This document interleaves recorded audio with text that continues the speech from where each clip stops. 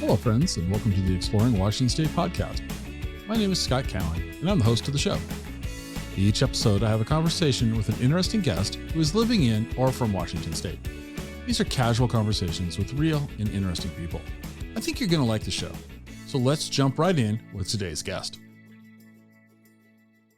All right. I am sitting here by myself, and Kirk Hanson is sitting in, I'm going to guess Olympia. That's where we're going to say you're at. It doesn't matter. We can lie to the folks. But anyway, Kirk is the director of Forestry and has written a book. He's the director of Forestry for the Northwest Natural Resource Group and is a co-author along with Seth Zuckerman, who's the also with your company, A Forest of Your Own, the Pacific Northwest Handbook of Ecological Forestry. Welcome. Thank you. Thanks for having me, Scott. Little research on you. I see you're not a native Washingtonian. Well, okay, that's fine. No, nobody's native here anymore. It seems like people like me are rare. Okay, but you grew up in Minnesota. As a kid, sounds like you were in a family that had a forest that they were maintaining. Somehow you left Minnesota and ended up here. So let's start with that with you. What brought you to Washington, and what's keeping you here? Yeah. Well, let's see. Shortly after I graduated from high school, one of my sisters said, "Hey, I want to hike the Pacific Crest Trail through Washington, Oregon, California." And she said, "You want to join me?" And I'd never done anything like that before. You know, we're come from a family, travelers, adventures, what have you. So I said, "Sure." And so our first stint was hiking the PCT through Washington. So we both flew out, spent a month hiking the 300 miles roughly from the Oregon border up to Canada. And I had never seen anything like the Cascade Mountains before in my life. Even though we've traveled all around the U.S., they blew my mind. Not only the ruggedness of the mountain, but the old growth forests. You know, we were hiking through these massive primeval forests, and coming from a forest owning, forest managing, family in Minnesota, to see these, just ginormous trees and the rich, complex ecosystems of the old growth of the Northwest, it impressed me. So when a friend of my family said, there's this college in Olympia that really seems to fit your personality, I was intrigued, and there's a saying that says, when they shook the country, everything loose rolled west. So I think I was one of those, somewhat loose characters in Minnesota that said, "Hey, go west, young man." And so we hiked California, the PCT in California the next year, and then I hitchhiked up to Washington to check out Evergreen. And as soon as I saw the campus, I'm like, I don't care what they teach here. This is just beautiful. A campus in the woods, that's my kind of school. And so, I moved out a year later or so, and Steve. So why am I still here? When I figured out that you can garden year round in Washington, unlike Minnesota, I'm like, God, I'm staying. I mean, there are characters out here. There's mountains. I can garden year round. I'm like, I found my habitat. So you've just given me a bunch of questions. I'm sorry. I'm going to poke fun of Evergreen the whole time. That's kind of, it's kind of. Everybody does. Exactly. Two things. The first question's really, putting you on the spot, but for your credibility's sake, is going to be hanging here. Are you a Minnesota Vikings fan? So, I am not a sports fan, period. Okay. I did not grow up in a family that either hunted, Minnesota, of course, is one of the biggest outdoor hunting, So we didn't hunt, we didn't fish, land at 10,000 lakes, go figure. Right. And my parents were not into sports. I could honestly care less. Okay. That's that. Hey, safe answer. That's all good. It has a little bit to do with what we're talking about, but tangentially today. So I'm currently a former guest on the show and I were talking a couple days ago, and he recommended this author that I should read. He goes, "Yeah, you got to read this guy." And I can't pull up his name off the top of my head, but he goes, he wrote this book on mushroom hunters and the kind of the underground market of it. And you said gardening year round, and I'm in this part where they're out in, on the Olympic Peninsula, and they may or may not be trespassing at this point, and they're out, gathering hundreds of pounds of mushrooms at a time from somebody's land. Are you a mushroom forager? Yeah. Okay. And actually, I think the book is called The Mushroom Hunters. I've read it. Okay. I am, yeah, literally, coincidentally or not, on this past Saturday, my wife and I were trespassing on state land. I don't know if you're trespassing; it's public land, right? But it is. Yes. We've got some state land next to our forest in Oakville, so we hiked through there and found about 3 gallons of chanterelles. Okay. And then coincidentally, that same weekend, a friend of mine said, I've got all of these King Stropharia mushrooms coming up out of my garden. Do you want some more? So it was a weekend of culinary and mycological delights. Right. And see, and those are, those benefit from a well-managed forest, if you will. There's benefits here too. And as I'm learning this, I'm a city guy, grew up in Tacoma, and yes, Mount Rainier's, I looked out at Mount Rainier. I'm very familiar with the west side of the state, but I've never been like you. I don't hunt. I don't fish. I don't. The hike from my office to my dining room, the stairs, that's enough of a climb for me. I almost need a Sherpa. It's I'm not an outdoors person, so this whole mushroom foraging thing is fascinating to me, and that I had no idea from the way this guy's describing the book. Sorry, we're going off tangent. He's describing all these out of work loggers who have, migrated into other interesting ways of making a living through the years, but it still involves forests. Your family has around approximately 200 acres or so. Just out of curiosity, do you have many mushrooms on those in your farms? Or not your farms, your forests? Yeah, no. Sometimes people refer to them as tree farms. It's anyway. Yeah. I think wherever there are forests. Well, really, I mean, wherever you are, there's mushrooms. First of all, that's just the nature of the realm of mycology. In your backyard, every time you walk outside, you're breathing in spores. They're omnipresent. It's yeah. Right. You find them along the parking strips, what have you, even in town. But all across all 3 of our forests, there's a rich panoply of mushrooms. And I wouldn't even call myself an amateur mycologist. I know the ones that are edible, but they're. I couldn't even put a number on how many species of mushrooms there are in the Northwest. Hundreds, I'm sure, if not hundreds, more. If not thousands. If not thousands. Oh yeah. Okay. So I know the 4 or 5 edible ones that are obvious. Right. Okay. So you went to Evergreen. Now, this is an important question. Did you graduate from Evergreen? I weaned myself off of Evergreen. Love it. Okay.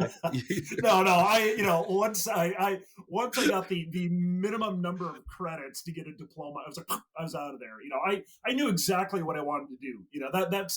That's something that distinguished me from my Evergreen colleagues is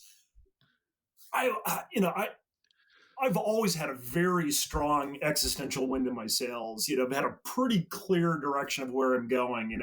It's been a meandering path, for sure, but it's been on a relatively, common, consistent trajectory. And that was true through Evergreen as well, even though I changed my my trajectory several times. But as soon as I got enough credits to get my diploma, so I could at least have a couple initials after my name, I was out of there doing what I wanted to do. So what did you what did you get a degree in? Well, it's Evergreen. You can kind of Here's what I tell people. my degree is in natural Okay. resource management. That's what I put on my Perfect. resumes anyway. Was that a degree that Evergreen offered? No. It's my emphasis. I mean, so I started out in their ecological agriculture program. I wanted to be an organic farmer, and a lot Okay. of my schoolmates went on to either start or take over a lot of the organic farms in the Olympia area. Okay. Um, and somewhere, during that process of learning how to farm organically at Evergreen, a friend of mine did a presentation on something called permaculture. That might have Hmm. come up somewhere along the way for you. And I thought, all Yep. right, this is it. This is what I want to do. So then Evergreen allows you to do independent study, so you don't have to Hmm. go to specific class. You can design your own course of curriculum, basically. Right. If you can get a faculty to sponsor you, then you can do whatever you want. And that was like perfect. So I created my own curriculum and self-study, went and interned with people, learning about permaculture and nonprofits and food production and all of that. And then when I got out of Evergreen, I went and worked at a farm, the Wild Thyme Farm, thyme spelled like the herb, Hmm. um, down in Oakville, a bit south of Olympia, and started a permaculture program at the farm there. And they had have 100 acres of forest up on their hillside. And so while I was working at the farm, I kind of got back into my roots of working with the forest, like I did with my family back in Minnesota. I'm like, oh my god, it just rekindled that passion for being in the woods and working with more complex forest ecosystems than just farms and gardens. And that's what kind of got me then more solidly on the forestry trajectory. And then Okay. my wife and I ended up buying our first piece of property right adjacent to the farm, just over the hill, Okay. while we're still there. All right. And so now that's you have 200-ish acres, which, as I said before we hit record, to me sounds like a lot. I understand that for as of forest lands, that's like somebody's condo sized garden in their patio type thing, statewide. Okay. All right. So that's your background. And when did you what got you to the Northwest Natural Resource Group? How did you call this home for a while? Yeah, yeah. Well, after I left working on the farm there, the Wildtime Farm, I got a job with the State Department of Natural Resources. This is 19. This is in 2000, 1999, 2000. Um, they created a new program called the Small Forest Landowner Office. And so it was meant to provide technical regulatory assistance to private small woodland owners, people like myself that own, 20, Right. 40, a couple hundred acres, the non-industrial forest owners out there. And so I worked with that program for about 6 years.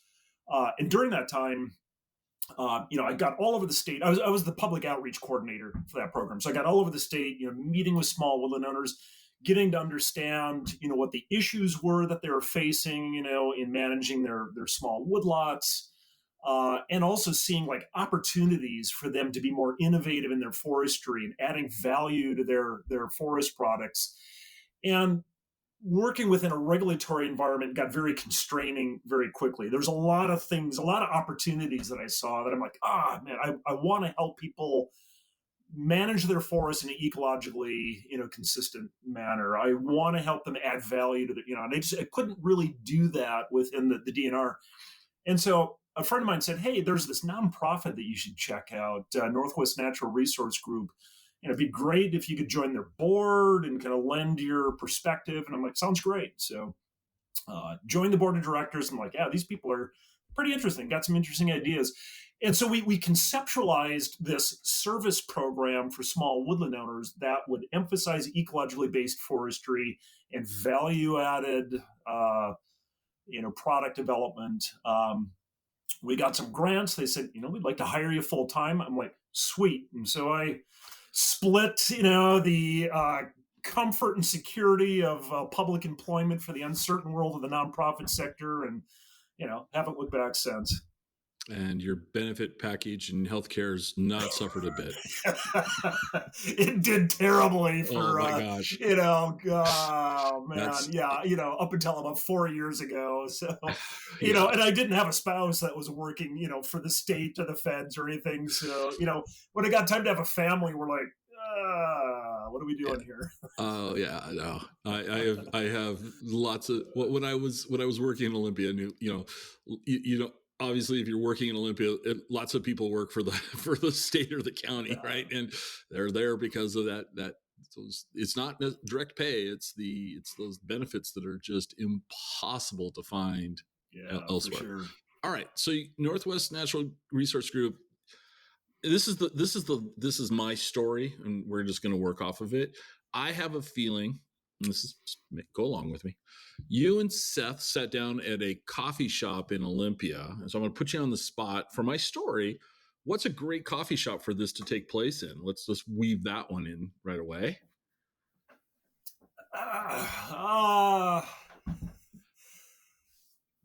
Well, I'll tell you, I only go to coffee shops if there's a meeting to be had. Well, that's why you and Seth were having a meeting. So, what coffee shop did you go to? Yeah, it was probably the Batdorf and Bronson coffee shop down next to the farmers market. Yeah, the Dancing Goats one. Yeah, or Dancing Goats. Yeah, and only reason it says it's easy parking down there. Yeah, no, and they've got solid coffee. It's solid coffee. Okay, so it's all right. It's all right. Yeah. All right. So you and Seth sat down and you over Dancing Goats blend, just decided that you guys were going to co-author a book. All right, and I have a copy of the book here in my hands. Beautiful there book. It is. Yeah, beautiful book. I'm sure it was simple, easy to write. There was nothing went, nothing went wrong. You guys are both professional writers. The editors didn't correct anything, et cetera, et cetera, et cetera. But what was because when I'm on the organization's website, you kind of have this vision, if you will, 5-year, 4-year plan. And this book looks like it kind of comes into phase 3, which is, outreach and education. So before we talk about the book itself, let's talk about the brainstorming that you guys, who decided to do the book, and seriously, how did it come about? Yeah. I got to give full credit to Seth. He's the professional writer of the two of us. I love writing, but he's published in the past.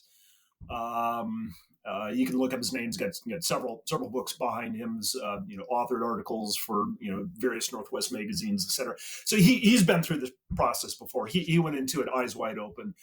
And it was his idea. He came to me and said, "Hey, let's write a book to get our knowledge base and our mission out to a much broader audience. More than just the small woodlot owners that we work with, but let's write something that makes the art and science of ecological forestry accessible to any forest enthusiast out there." So we can help inform, a broader discussion about forest management alternatives in the Northwest that we feel is still very polarized between the lock the gate and walk away and the maximum resource extraction, on the other side. Mm-hmm. So as being very naive on the topic, are those two extremes kind of the common positions, that they're that far apart? Well, I think it's a great question. And speaking a little more contemporarily, I think in particular over the past 10 years, we've evolved out of the forest wars, the spotted owl wars, and what have you of 20 plus years ago. I think on the conservation side, the environmental community has come to embrace active management, as a means for restoring certainly and achieving their conservation objectives, and are more comfortable with cutting trees, killing trees to save trees. Right. On the industry side, between regulations and public pressure, they've definitely improved their environmental performance Okay. But I think more what the lack of knowledge is out there, both amongst the public and amongst, again, our focused demographic of private small woodland owners, is how do you actually implement something called ecological forestry? What I like to consider the middle path. Mm-hmm. That's striking that balance between conservation and product development or production. Mm-hmm. Um, and that's been the evolving science for the past 10 years of this this what's called ecological forest management, EFM. And so Mm-hmm. that's what we want to do embed in this book and get that kind of science and practice out to people. Got it. Okay, that makes sense. Now, I'm teasing Seth. If you ever listen to this, you chose to go to Japan instead of sitting down with me today. Just kidding. The two of you, how did you divvy up the work? Because you got chapters by each of you. What was your strength and expertise that you brought to your chapters? Yeah. Well, I guess I'm more the dirt forester. You've already mentioned, my family has 200 acres of forest land. I've been doing this all my life. Mm-hmm. It's what I do in the weekends. It's what I do during the week. It's kind of a chronic merger of my vocation and avocation. Right. So I bring that practical hands-on experience. With our organization, I'm usually the person that's out there, first point of contact with small woodland owners, relate to them, one of them, what have you. So that's the perspective that I bring, that hands-on Okay. knowledge. Seth's background is in policy, in more of, again, the conservation world. He worked for a watershed organization down in Northern California during some of the salmon wars, down there, and so brings that perspective. Okay. One of the things I saw in your book, and I'm probably not going to get it accurate, so you're going to have to correct me, is that the acres that your family owns, the way you're managing them, in a bit in the future, I believe it's not as of today, but you're maintaining the forest to get to this goal, which is approximately, I think it was $40,000 of timber sales, I guess, and that you'll and then what you pointed out was, and that would be an amount that would be almost like an annuity. It would come out the way the forest is being managed.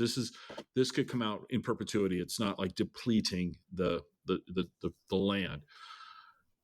And then you mentioned that doesn't count the cost of the work, the work that you have to do to maintain this. And so, what does that look like? What does that work look like? And using your $40,000 number, how much would it cost you on an annual basis to maintain these 200 acres to obtain that, output? Yeah. So let me tease that apart a little bit. The three tracts of land that my family has purchased all have young forests on them. They're all less than at least 40 years old. Some are just recently established plantations of trees. So when I talked about the costs of managing land, it's sort of the cost of restoring these three properties that we purchased to productivity. So there's this upfront investment to deal with the invasive species, the areas that have been taken over by brush, getting trees established back there and up to a what do we call a free to grow, height, so they can grow on their own without much Right. management. And once you've done that initial upfront kind of restoration work, then it's just a matter of kind of perpetually thinning your forest going forward, and your investments really, really taper off. And I'm anticipating in the next 5 to 10 years, our forests will be able to generate sufficient revenue to pay, at a minimum, pay for their own ownership and management costs, and then start providing these dividends back Right. to our family. So, yeah, I put in that $40,000 kind of annual income. If we look at land taxes and some of the inherent management costs, it's probably going to be. I'm sort of guessing here because this is a little bit in the future yet, but Mm-hmm. it'll be probably 10%, of that Okay. that net revenue. Okay. All right. So So, 4,000 a year, something so like this that. is not a get rich quick scheme, you know. No, we always call it a get rich slow scheme. Right. Right. You got to be in it for other Right. values, Right. Then, but one thing that I always tell small woodland owners is that especially those that are like, I don't want to cut any trees. I want to I want a park. I want it for wildlife. And like, hey, look, no matter what, you're going to incur some costs, in owning that land at a minimum taxes, Mm-hmm. if not some other costs. Why not, when you have a forest that grows in the most productive ecosystem for biomass in the world, why not manage that, for some kind of timber production, timber revenue, Mm-hmm. so you don't have to subsidize it, Okay.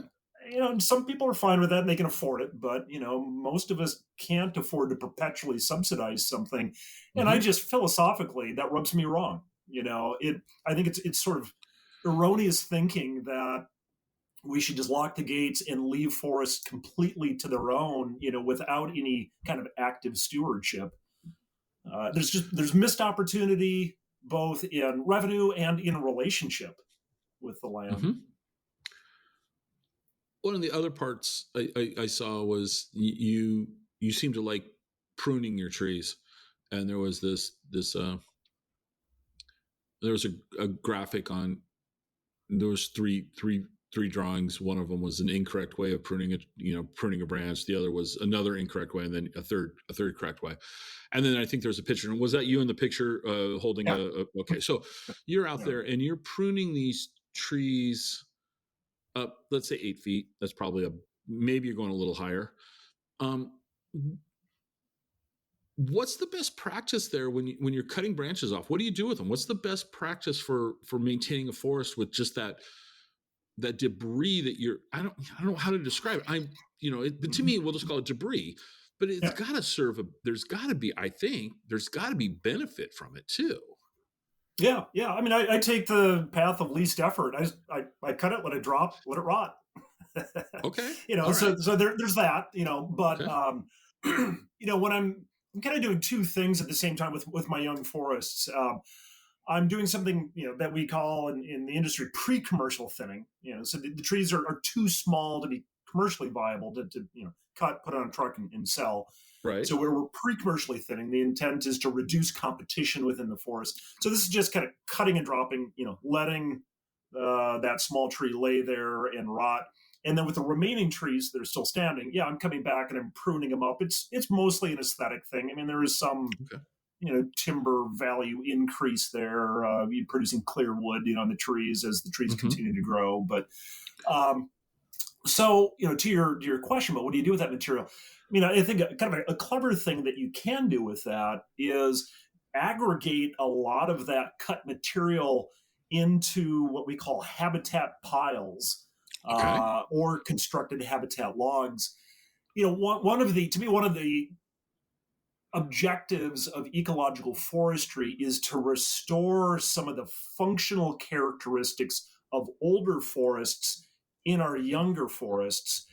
And one of the most important missing habitat structures in young forests are these large down logs that we find all over the place in old growth forests. And those down logs provide, a habitat for hundreds of insects, at the bottom of the food chain, as well as upwards of about 70 to 100 species of vertebrates.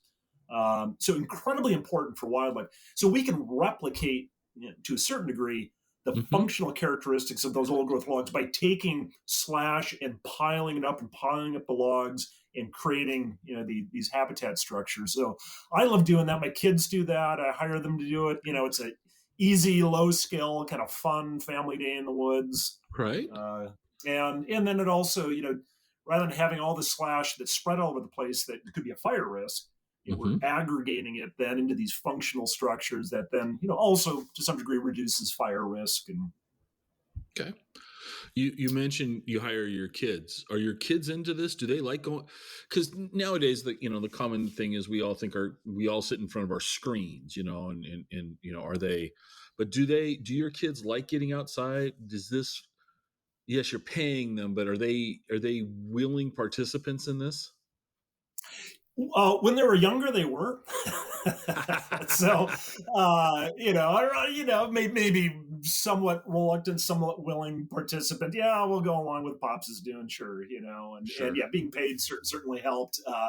Now they both have jobs that pay better than I do, so Okay. they're Gotcha. a little scarce in the woods. But I'm proud to say my daughter is going on now to. Getting into organic farming and working on organic farms. So something stuck there, Something stuck. Yeah. Yeah. Okay. So that's exciting, and I get to live vicariously. I never went on to pursue my organic farming career, but she Right. is, so Okay. that's great. Well, that's Um, that's that's awesome. but Okay. I like this because what you're doing is, on the surface, it sounds like you're cutting branches down, and that's just uh what do you do with it? But it does, so those branches and other th- debris can be used in a way that you don't think, like somebody like myself doesn't think about, is the first thought that comes to my mind. So I really, that's awesome. So I do have a question though. So in five, let's fast forward to 10 years and you're able to start selling timber commercially out of your forest, right? mhm. Are you then going to go back and is this going to be a constant cycle of you cut a tree down, you plant some new ones, and this is it? So it's, if I were to look at the a cross section of the parcel, I would see trees in various stair step heights, if you will. Okay, so if you took a tree down, how many are you going to replace? What? Because it's not one for one; it's got to be many, one to many, right? You're going to plant a bunch of seedlings, correct? Yeah, yeah. So no, Okay. that's a great question, and I think you're really getting at the heart of, I think, the difference between ecological forestry and industrial forestry. So one of the prevalent myths out there is you can't perpetually thin our forests. That at some point you have to clear cut, and kind of start over again. Hmm. And that's just not the case. You can perpetually thin our forest. It's if your primary objectives are, again, conservation and restoring habitat and restoring ecological functions, then perpetually thinning to consistently be growing you know bigger, older trees, is a perfectly valid pathway. And so, to your question about planting trees, kind of two things. Each time we come in and commercially thin, we're using fairly conventional logging equipment. So heavy machinery in the woods. It's disturbing the soil, Mm-hmm. exposing the soil in some places wherever it's operating, and then we're opening the canopy of the forest by removing some of the trees. So now sunlight is coming down in, and we've got this exposed soil in some places that functions as an ideal seed bed. And so we get natural regeneration of trees in the understory that just pop up on their own, no planting required. Mm-hmm. um, they tend to trend towards shade tolerant trees, so cedar, hemlock, grand fir, that can grow beneath the canopy of a forest. Douglas fir, for instance, is only moderately shade tolerant, Mm-hmm. might regenerate, but doesn't grow quite as well. So, given that, if we do want to have Douglas fir regenerating, we either need to open that canopy a little bit more or cut small patches, up to, like, a minimum of a quarter acre in the woods to get more sunlight down in there. Okay. Um, and then the other thing with natural regeneration is it tends to be really inconsistent. You get a bunch of seedlings over there, few there, nothing over there. Right. So we may come in and augment with some manual planting just to make sure we get both an even distribution Hmm. and the species that we want, depending on our Yeah. objectives. So it's both, working with nature and augmenting nature as, as gardeners, as forest Right. gardeners. Earlier on, you mentioned getting the trees to a height where they're sustainable on their own. I'm going to guess that varies between species, but approximately how tall of a tree is that? What are we talking about? Yeah, well, most of our competing brush, which is going to be salmonberry and elderberry, blackberry for that matter, uh, it can be anywhere from 4 to 6 feet tall. So we need to get the trees above that Okay. before they really can sustain themselves. So So yeah, taller than you. You're walking, so yeah, you're kind of the measuring stick.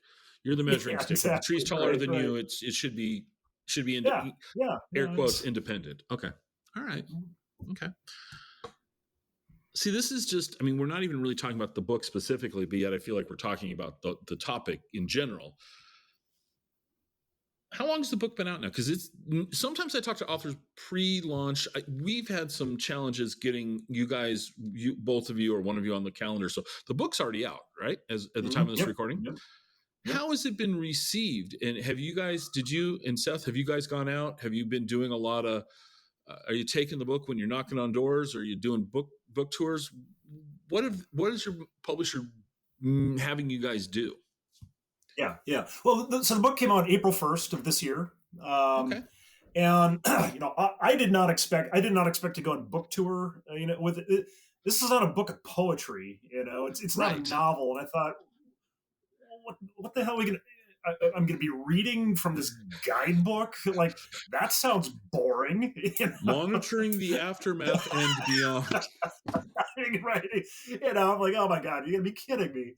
But you've skimmed through the book, so we've obviously woven a lot of personal anecdotes Yeah, in absolutely. there. So I was able to lift a few of those out. Seth did, and so our book presentations have been a combination of ecological forestry 101. Here's Hmm. what it is. Here's our interpretation of it. And then for the reading portion, reading from some of the anecdotes that we put in there that were a little more personable and relatable for people. It turned out to be a lot of fun. Like professionally, I'm an extrovert. I love speaking in front of groups. I do a lot of workshops and trainings. The book tour was a blast. Uh-huh. Privately, I'm an introvert, so I come home and I'm exhausted Right, right. after all that. So the book tour it was a lot of fun. And we went to First Place Books in Seattle, for Hmm. instance. Hmm. Totally different crowd of people that I'm used to talking to. This is not a room full of people wearing hickory shirts and Romeos. They don't look like loggers. Well, they look like loggers, but hipster loggers. Their And Romeos are $1,000 a pair. Yeah. yeah, yeah, totally, totally. Like your hair wouldn't last for 10 minutes in the woods. Yeah, Um, exactly. but they were like super interested. Like they wanted to know what is this forestry alternative. They Right. wanted to inform themselves because clearly, for whatever reason, a lot of different reasons, they were forest enthusiasts. Hmm. And that's again exactly what we wanted the kind of audience we wanted this book to get out to is everybody probably has a forest that's close to their heart, whether it's an urban park, or a national forest you go hiking in or whatever. After you read this book, you should have a very different lens to look through when you go out in that woods and hopefully understand what's going on a little more, understand, is it healthy, is it not, what could be done to improve it. Well, let's talk about that in a little detail. Imagine we're gonna once again make up a story. I'm a real estate agent, and let's just say I'm considering buying a 50-acre parcel somewhere in Thurston County. All right, somewhere out Rochester, Oakville. Oh, that's Grace Harbor County, but Thurston, Grace Harbor County, right? I'm looking out in that area, and I call you up, and you agree to go along with me. Like you're like, yeah, come on, I'll go romp around the woods for a while. What are you looking for? What are the signs of a healthy forest, or what are some of the common signs of a unhealthy forest that we're seeing out there in our area? Yeah. Boy, there's a lot of different ways to answer that, and I realized that I lazily used a term that I actually hate, and it's health. It's Oh, forest sorry. health. Okay. It has, I mean, it has very anthropogenic, connotations to it. Okay. We define forest health, based on a forest's ability to provide what we want. Okay. Not necessarily is the forest inherently healthy for its own perpetuation. Okay. Two very different ways of looking at a forest. So, but yeah. That being said, if I'm out with somebody, the first thing I want to know is, well, what are you looking for? What do you want to do? Is it purely aesthetic? Do you want to produce timber?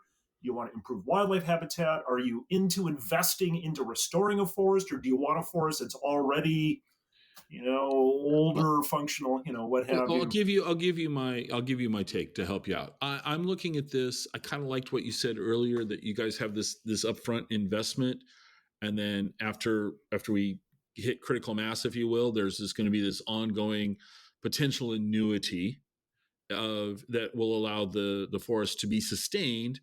I like that concept. So let's say that's what I'm looking for. I'm looking for something that in, say, 10 years, the dividends that it could pay would help me pay for my grandkids' college. How's that? Yeah, totally. So the first thing I'm looking at are the soils, and this is something that I told my mom when we bought our forest near Bakota.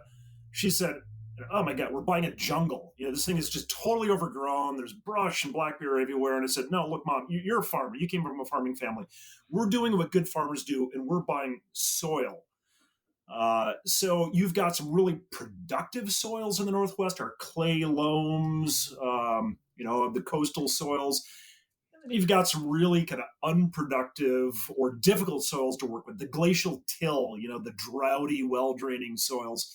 So, if you're looking at a long-term investment where you can sort of maximize the growth of your investment and continue to periodically skim the interest off, you're looking for good soil. Okay.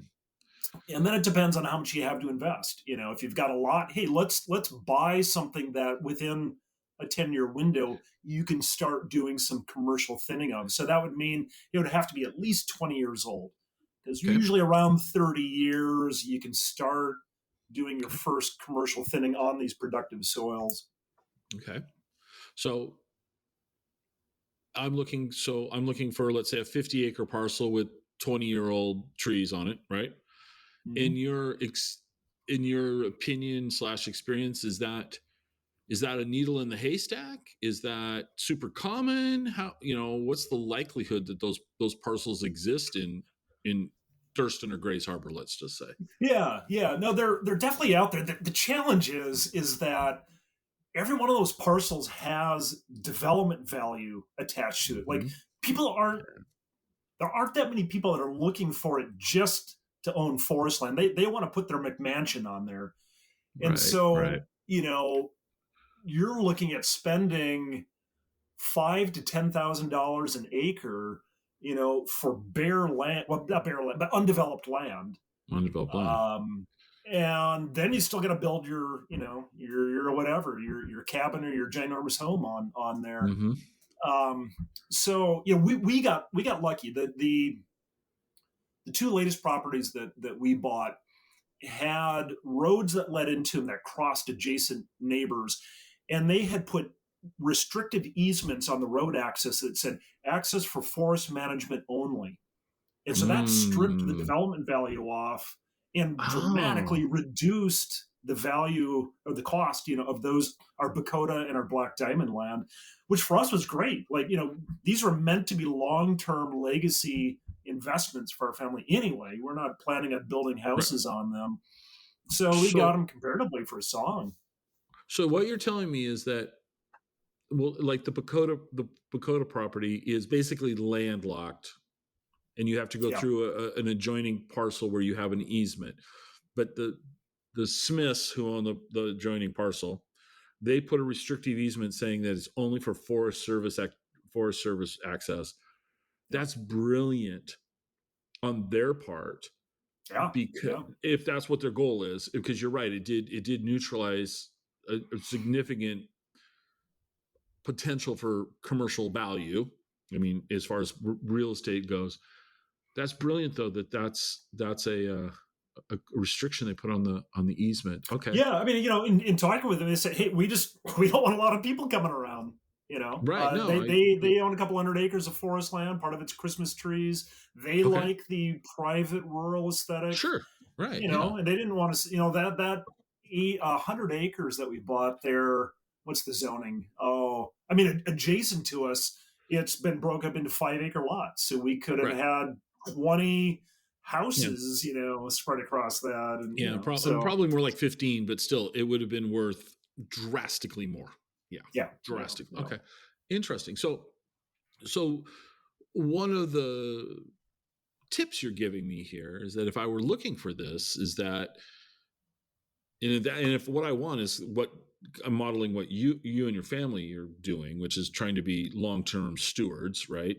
And I'm looking at it as an annuity to pay, let's say, my grandkids college, is having a restrictive easement is actually something that I would value because it's going to reduce my expense up front because I'm not competing with somebody who wants to knock it down, strip it and put 15 houses on that. Okay.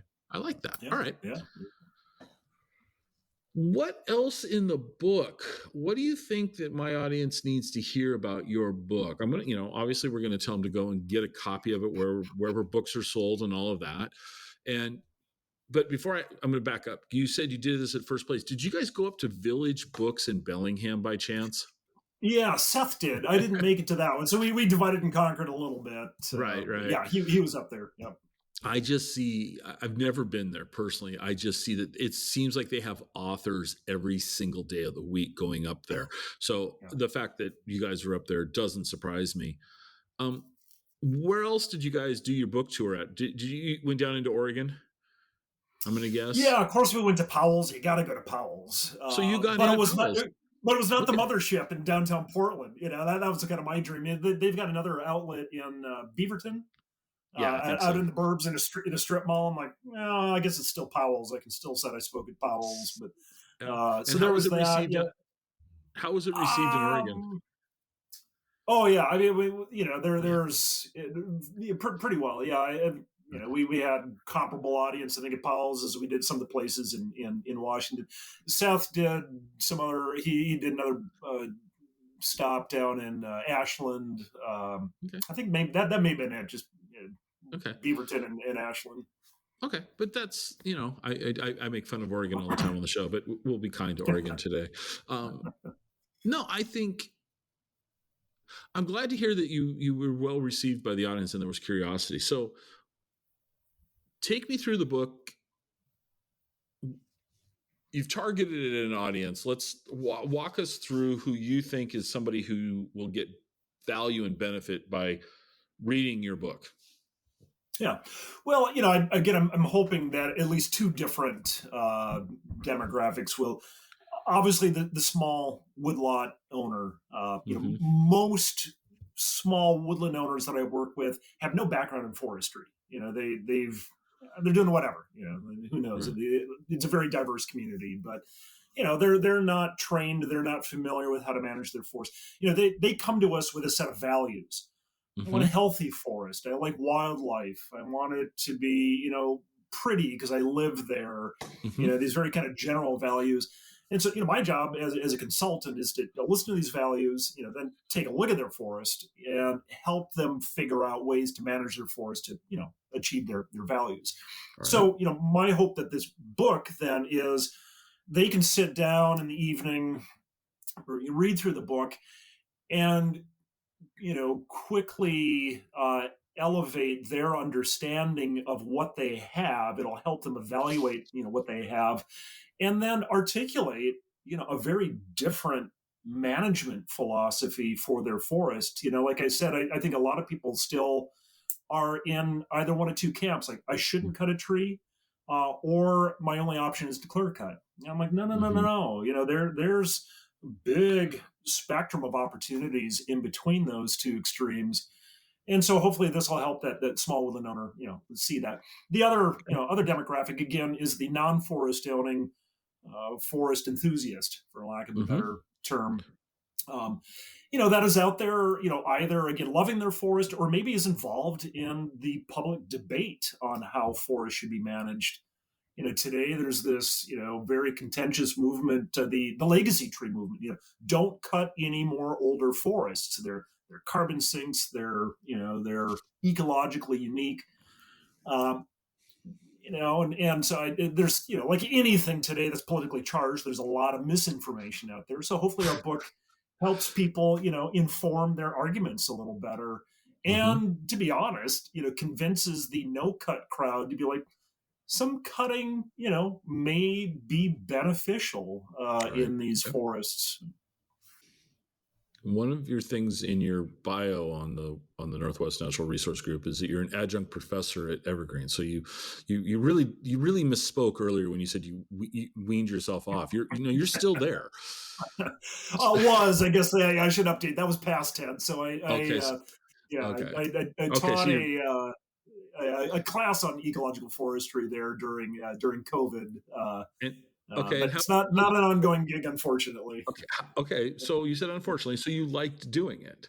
Oh yeah, Okay. yeah. So how did the students? How did the youth? I mean, because these kids are going to be what 18 to 22, probably on average, right? So these are kids. Yeah. How did they respond to the course? Yeah, I got to admit, I was a little a little disappointed. When I was at Evergreen, I was a member of the Evergreen Earth First chapter. We were downtown protesting and gluing the locks of the Forest Service buildings shut, and just shenanigans, unproductive shenanigans. And man, we had the fire in the belly. We'd argue with anybody just for the sake of arguing, and so come along, when this is, 4 years ago or so. And I mean, a great group of students, for sure. But I was really hoping for some like debate, like especially when I started coming, across with the message of you got to cut trees to save trees. I thought there'd be a much more of a contentious disagreement there. Maybe I was convincing. I don't know, but I mean, the feedback I got was that the students liked the class because it did articulate, again, a different way of managing forests than they had been exposed to in the past. And I didn't do a survey of like, hey, what are your opinions about forestry ahead of? I should have done that, but Okay. but my sense was, surveying them at the very end, that they really appreciated, again, this different perspective. It was very empowering to them to know that you could essentially garden your forest. You can apply that kind of gardening stewardship ethic to a forest. I really like that phrase, garden your forest. I really like that.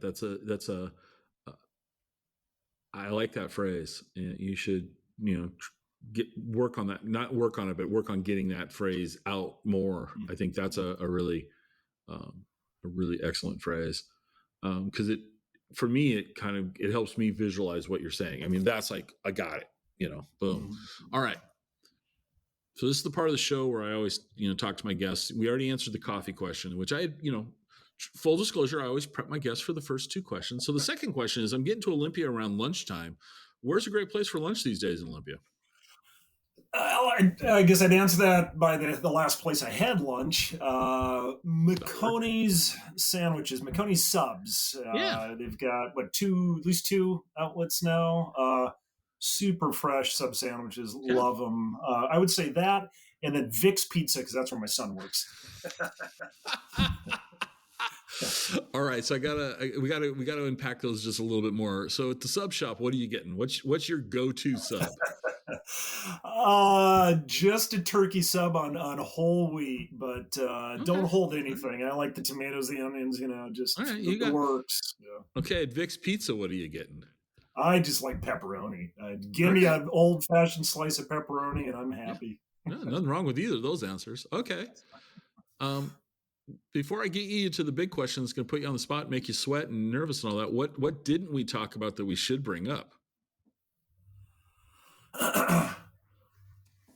Well, because we could go on this topic could go on for Yeah, hours. yeah, You yeah. know? I mean, I guess the thing that we haven't really drilled into is, again, there's still, I think, this entrenched attitude of that, we should not be cutting trees. I still bump into people that are like, hey, look, we've screwed things up enough. It's hubris to think that we can, improve forest ecosystem. We just need to get out of the way, let the forest recover, find Okay. alternatives, to forest products. I still bump into that, and yeah, I think I'd like to hit that, Okay. straight on. So one of the things that is in the book, I think is not your chapter, was a comment about forest products, timber to say make 2x4s or to make chairs, right? Are less ecologically negative than say plastic or metal. I mean, they consume a different type of energy and all that, and versus some of these alternatives that we have. And look, there's how many billion of us sitting on this planet right now, and we need shelter, we need food, and we have to consume certain things on this planet to survive. I'm not saying we should go and cut down every giant redwood in Northern California and turn it into patio furniture. I like the idea that you're describing of gardening your forest and being purposeful in our use of these resources.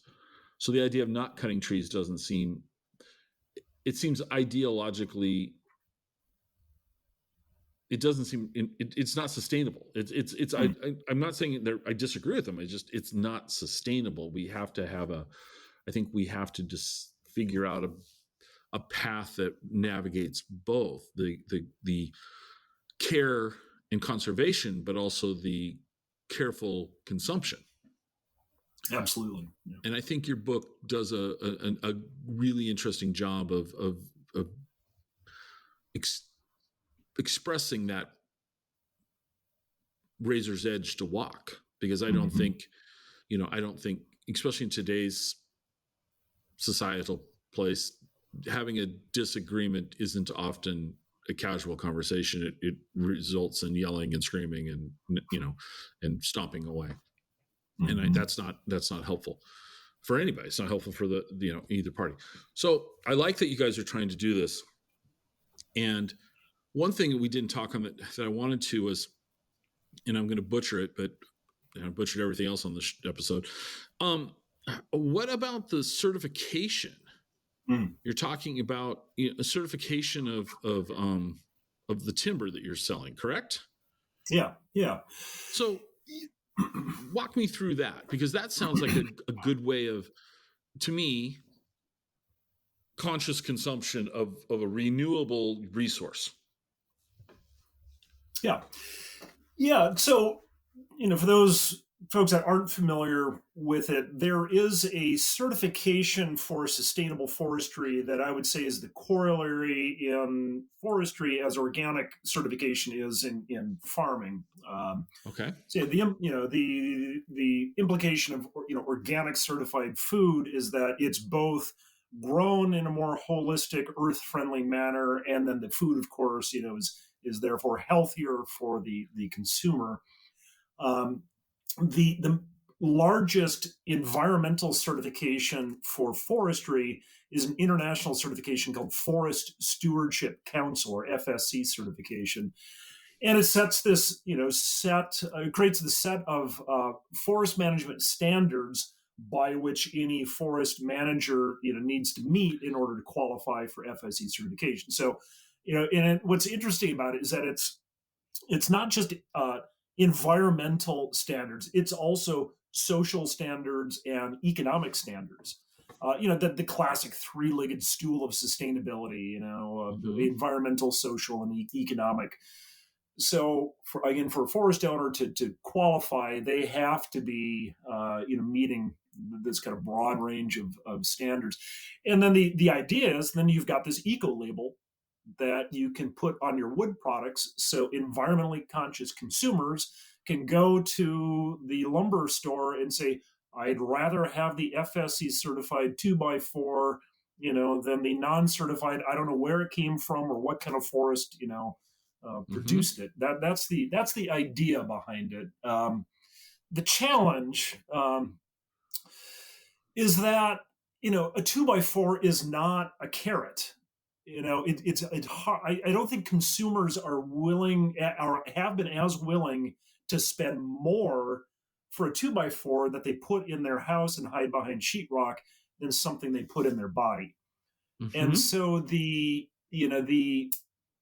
notion that FSC certification would create a premium market, consumers would pay more, and that would trickle down to the landowner to incentivize them to continue to manage to a higher standard, hasn't really played out. Um, so all my family's lands are FSC certified because, hey, I own the company. I really should do that. Should walk my talk. Uh, in the wood products that we have harvested, have we received a premium for any of that? No, no. You know, Mm-hmm. uh, But no skin off my back. I'm going to manage the way I manage anyway, and it's mm-hmm. far exceeds the FSC standards. But so where it becomes, just to kind of tie this off, where I think becomes most valuable is to like the public landowners, land managers. The city of Seattle's Cedar River watershed, your municipal watershed, is FSC certified, 100,000 acres. So they can say to the public, hey, when we go up there to cut timber, we are doing it to the highest environmental standard in the world. And they're Okay. absolutely right. So Okay. there's that. The Bull Run watershed, what's that? That's the watershed for is it Portland? It's down in Oregon. Okay. Corvallis, rather. FSC certified. The watershed for the city of Astoria, FSC. I think for them it makes a lot of sense. A lot of conservation groups, land trusts, Right. their forests are FSC. So it gives them public license, in essence, to do active management out there. Okay. But it doesn't, in your opinion, at this time, it's not really translating an economic benefit to a small landowner who's selling 2x4s in bulk to, or not 2x4s in bulk, Yeah, but yeah. logs in bulk to be 2x4s. What about, is Yeah. there any idea that it would be that the final product, I mean, like you said, a 2x4 is going to get put in a wall and hidden by drywall. We're going to forget all about that. But what if it's a wood table or something like that? Are there FSC products that are I want to go buy a dining room set, and I want to feel good about the fact that I just didn't buy clear cut timber that whatever. But is that an option in your opinion, or? Yeah, a little bit. I go to it's one of the things I do when I go to the big box stores. Is kind of go hunting for FSC products in there. Right. You'll find some doors that are made out of FSC wood. You'll find some dowels that are made of FSC wood. I think where I find the products that you're talking about, more the craft kind of items, are from the small wood shops out there. Like I mentioned Wild Time Farm. Right. I encourage folks to go to wildtimefarm.com. Again, time spelled like the herb. So here's a small woodland. He's got 200 acres.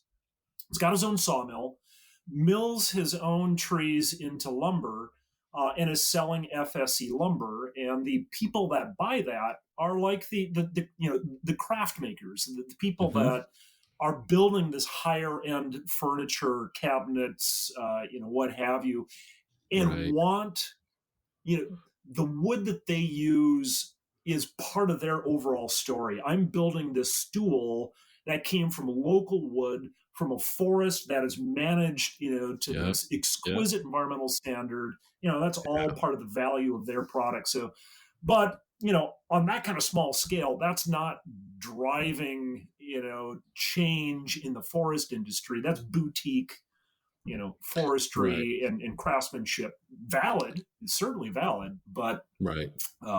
we need other, I think, kind of incentives out there to really help shift forest management at a landscape level, if we're going to meet some of the, climate change objectives we have, if we're going to meet some of the other environmental objectives we have as a society, Okay. et cetera. All right. We're going to ask you, this is the last technical question. It's not really technical, it's a specific. So what's on the horizon for your Northwest Natural Resource Group? What are you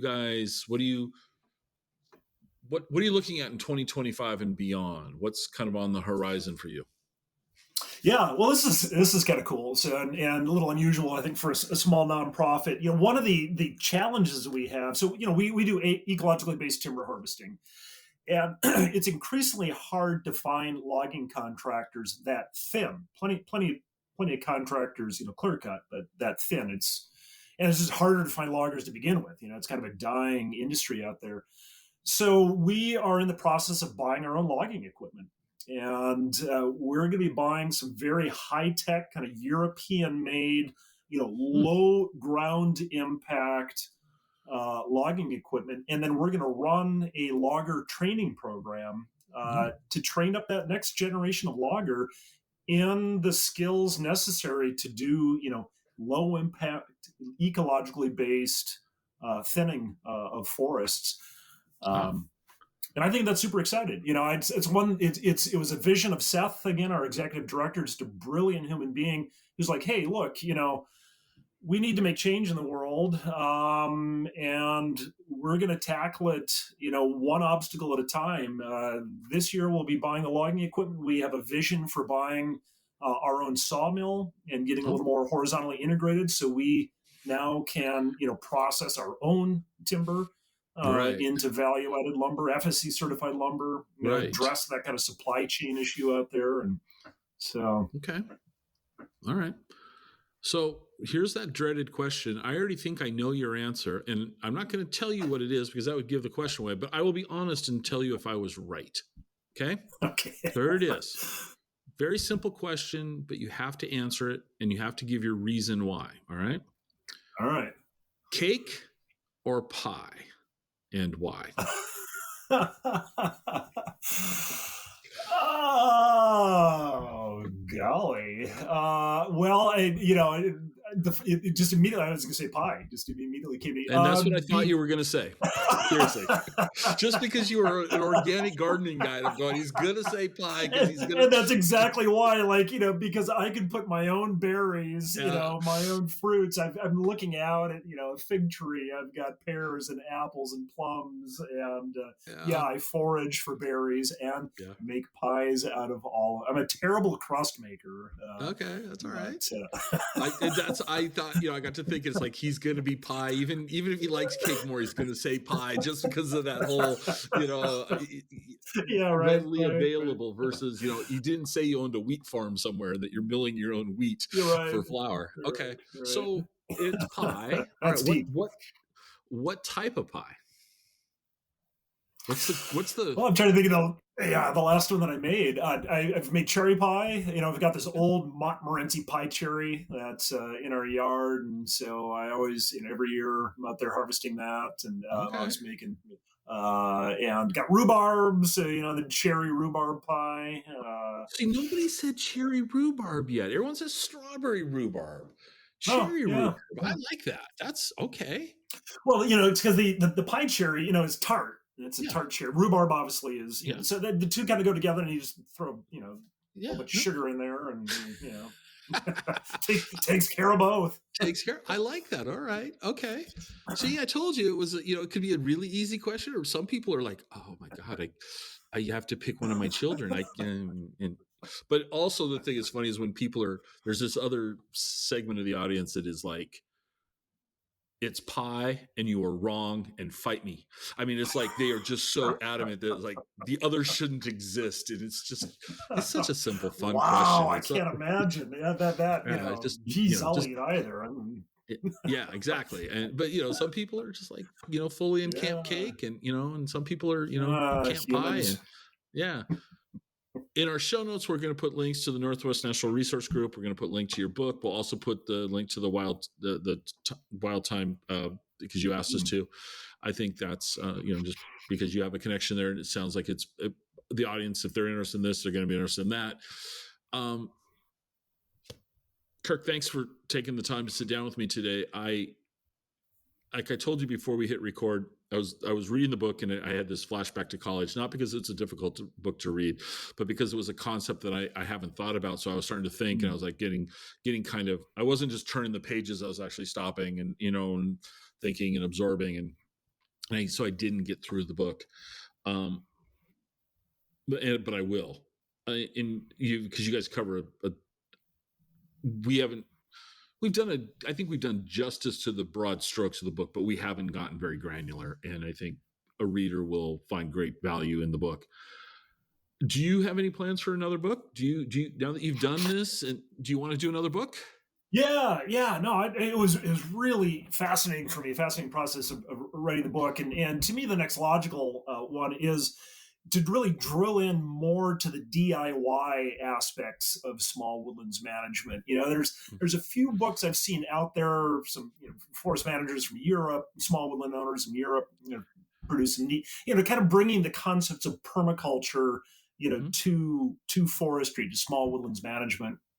And I love to do that because every day that I'm working my woods, I'm like, man, this thing that I'm doing right here would be great, to train other people or share with other people, just a lot of experience coming out of that. And so that's what I'm looking at next is that book for the DIY small woodland owner. I know how to mill your own lumber, just the basic act of planting a tree, felling techniques, for different trees and different ages and things like that.